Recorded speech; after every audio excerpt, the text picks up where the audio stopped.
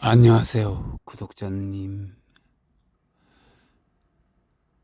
여러분과 함께하는 이 시간, 이제 출발 한번 해볼까요? 라디오를 틀까, 유튜브 방송을 볼까, 뭘 하지? 여러분, 세상이 요즘 많이 시끄럽습니다. 그죠? 이럴 때, 생각났다. 유튜브 방송에서 갑자기 들려온 소리가 있었어요. 보수 중에 보수, 찐 보수인 조합재 선생이 정규재 씨가 한 페이스북 내용을 방송으로 이야기하였더라고요. 그 내용을 잠시 들어보겠습니다. 반보수적인 인물로 밝혀진 윤석열을 대통령으로 뽑았느냐 하는 이 문제는 앞으로 두고 논쟁거리가 될 것이라고 생각합니다. 윤석열에게 속았느냐 아니면은 이재명 당선을 막기 위해서 보수층이 전략적 선택을 한 것이냐 하는 것도 앞으로 쟁점이 될 것이라고 생각을 합니다. 보수 진영에서 윤석열은 안 된다, 윤석열과 이재명 다 안 된다 라고 주장한 거의 최초의 인물은 정규재 전 한국경제신문 주필입니다. 2021년에 이런 주장을 줄기차게 했고 이재명도 안 되고 윤석열도 안 된다, 나는 기권하겠다 이런 입장을 표명을 해가지고 보수층 안에서 비판도 많이 받았지만은 윤석열에 대한 그의 입장 그리고 분석은 이제 와서 상당히 정확하다고 보고 재조명될 상황입니다. 윤석열의 문제점을, 그러니까 윤석열의 반보수적 성격과 반보수적 어떤 정체성을 가장 먼저 알아보았다는 거죠. 그런 면에서는 선지자라고 할 수 있습니다. 선지자는 고향에서 핍박받는다는 말이 있는데, 고향이라고 하면 여기서는 보수 진영이라고 볼 수 있습니다. 보수 진영에서 가장 많은 비판을 받은 정규재 전 주필이 요사이는 내 말이 맞았지 않느냐 하고 나올 만한 이유가 있습니다. 그런 가운데서 며칠 전에 자신의 페이스북에 이재명을 어떻게 볼 것이냐 하는 관점에서 아주 흥미로운 글을 썼습니다. 정규재 전 주필의 글입니다. 이재명은 포악무도하고 사악한 악마성을 감추고는 마치 광명을 가져다주는 지도자처럼 자신을 위장한다는 것이 그를 자세히 알 수 있었던 사람들의 일치된 견해더군요.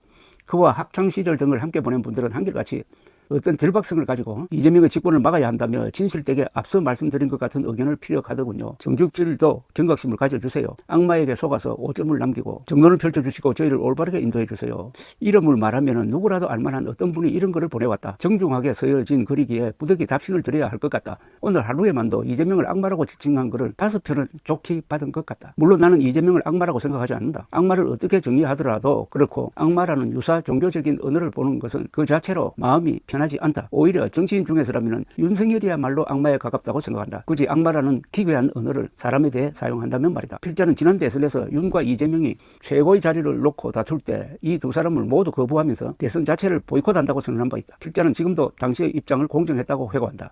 필시 두 지도자를 정점으로 국민들이 분열하여 대립하고 분노를 공유하면서 진영을 결속하고 대결하는 것으로 스스로를 정당화할 것이라고 보았기 때문이었다. 이후 진행 상황은 우리가 알고 있는 그대로다. 지금의 탄핵 사태는 그 결과다. 필자는 이재명을 지극히 평범한 보통의 기회주의자라고 생각한다. 불운한 가정에서 태어나 학교도 제대로 못 다니고 고단한 삶을 버텨낸 사람에게서 드러나는 그런 잔머리 강한 기회주의 말이다. 그에 대한 악마라는 이미지는 모든 밑바닥 출신들에게 따라다니는 장발장식의 도둑놈 이미지일지도 모른다. 필자는 잔머리를 옹호할 생각도 없지만 모든 바닥 사람들을 범죄인으로 인식하는 그런 기득권의 시각을 정당화하고 싶은 마음도 전혀 없다. 흔히 형수 욕설을 말하지만 필자는 윤과 그의 아내 그리고 윤석열의 부모를 생각하면 윤이야말로 가족 모두로부터 신뢰받지 못하는 자라고 생각한다. 가족에게서 버림받는다는 것은 무엇을 말하는 것인가? 사법시험을 9년이나 견뎌낸 기이한 삶의 치열성을 보더라도 두 사람의 우열을 비교하기는 어려울 것이다. 반항적 성격으로 따지면 윤이 더하면 더했지 덜하지 않다. 윤은 가는 곳마다 조직과 윗사람과 마찰을 빚었고 그의 결혼과 아내에 대해서는 풍문만으로도 책을 몇 권 써내야 할 지경일 것이다. 그의 아내와 처가 가족을 둘러싼 실로 다양한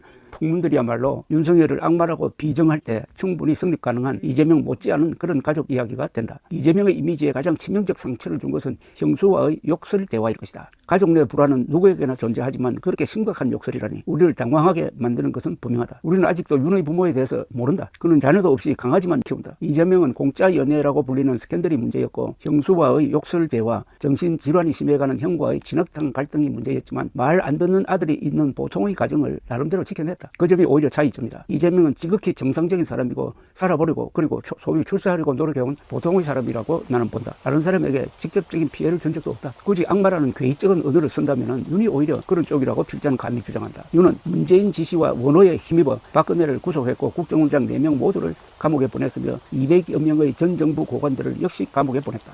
사법부 적폐청산을 구호로 양승태 대법원장 등 14명의 고위직 판사를 재판정에 세웠고 70여 명 판사들의 옷을 벗겼다. 불법, 무법, 편법 천지가 되고만 오늘의 참담한 정치는 바로 그 결과다. 필자는 윤과 그를 지지한다는 사람들을 보면서 왜 최악의 인물이 최고의 자리에 오르는가 하는 하이에크의 고뇌를 깊이 공감하게 된다. 그리고 그런 자를 최고의 자리에 올리는 한 무리의 집단이 갖는 응집력과 무도함에 깊이 놀라게 된다. 보수가 국힘당의 석은 자들에게 속아서 윤을 선택하는 순간 보수는 그 순간부터 집단으로 잘못된 길로 들어섰던 것이다. 그들은 권성동의 부하들이며 정진석의 부하들이며 윤핵관들의 부하들이었던 거다. 윤핵관들이 명태균 등과 더불어 당내 선거 사기를 치고 그 결과가 윤석열이었던 것이다. 그들 추종자, 추앙자, 신앙하는 자들은 한 번도 독립적인 인격이었던 적이 없다. 이재명의 교활한 성품? 이런 것은 지극히 개인적 경험이며 편차가 커서 제3자가 판단하기 쉽지 않다. 이중인격 이런 것도 그렇다. 지어낸 것일 경우가 많다. 모든 부정적 인격 특성을 이재명에 투사하여 악마 혹은 말종의 이미지를 만들어낸다. 사람은 누구나 이중인격적이다. 필자는 공정한 검찰관이 있어서 윤을 다룬다면 짧은 시간 안에 전과 10범은 만들어낼 수 있을 것이라고 생각한다. 윤은 대통령직을 수행하면서 그 거칠고 우악스러운 성정이 거의 드러났다.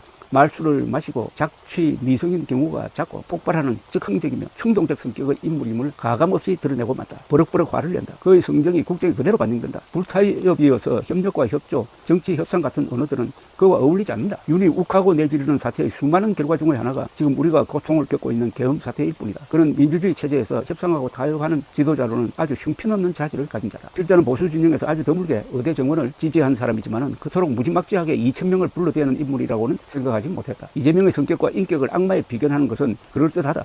그는 검사를 사칭했고 음주운전 경력을 남겼다. 그러나 성남시장과 경기지사를 하면서 비교적 합리적이라는 세간의 평가를 받았다. 대장동 사건으로 비난과 수사와 기어이 재판의 도마에까지 올라있지만 검찰은 아직 그의 부정적 치부에 대해서는 한 푼도 밝혀낸 바가 없다. 특혜를 남발한 것 같지만 여전히 그 은밀한 반대 급부를 검찰은 밝혀낸 바도 없다.